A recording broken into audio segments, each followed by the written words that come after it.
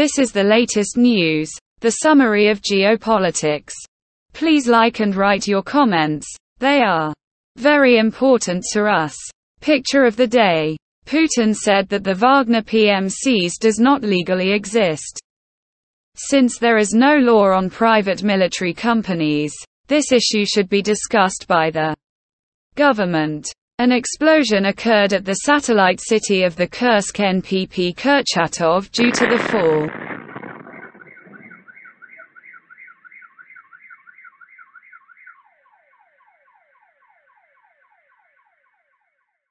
of a drone. In addition, air defense systems shot down 3 UAVs on approach to Voronezh.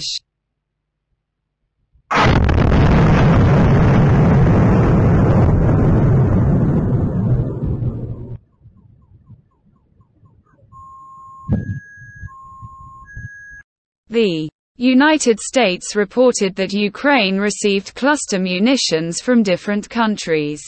Biden joked that if he were Prigozhin, he would watch what he eats.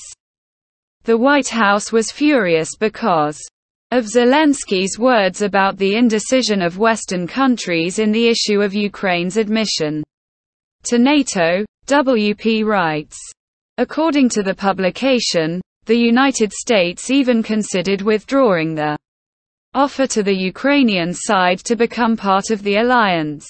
The Japanese automobile concern Isuzu, for the production of buses and trucks, has left the Russian market.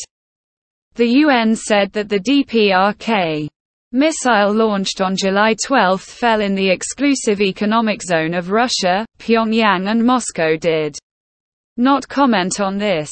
In Japan, the engine of the Epsilon-S rocket exploded during testing.